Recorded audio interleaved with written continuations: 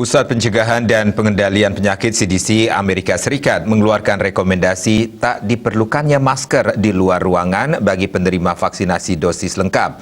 Menurut Guru Besar Paru Fakultas Kedokteran Universitas Indonesia, Profesor Chandra Yoga Aditama, kebijakan otoritas terkait di Amerika Serikat dipengaruhi oleh hasil penelitian jenis vaksin.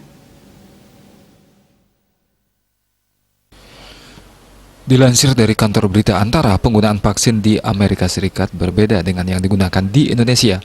Pusat Pencegahan dan Pengendalian Penyakit CDC Amerika Serikat membuat rekomendasi tak diperlukannya masker di luar ruangan bagi penerima vaksinasi dosis lengkap.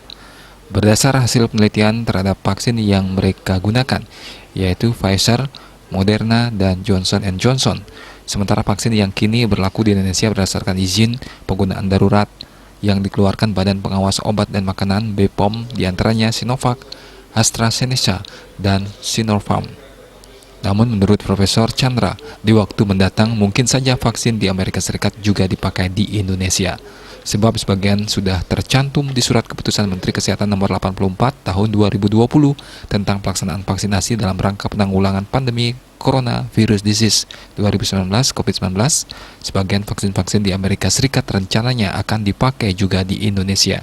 Ia menyatakan bahwa kajian terhadap vaksin di Indonesia hingga saat ini masih dilakukan Kementerian Kesehatan beserta otoritas terkait.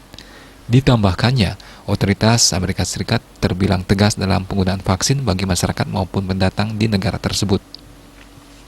Secara terpisah, juru bicara pemerintah untuk COVID-19, Profesor Wiku Adhisa Smito mengatakan, kebijakan vaksinasi adalah salah satu dari 3 lapis utama perlindungan masyarakat agar tidak tertular COVID-19. Yang pertama adalah 3M, yakni mencuci tangan, memakai masker, dan menghindari kerumunan.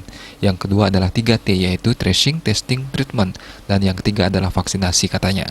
Selama pandemi belum berakhir dan belum cukupnya bukti ilmiah yang menunjukkan bahwa vaksinasi tersebut telah menimbulkan cukup kekebalan seseorang maupun komunal.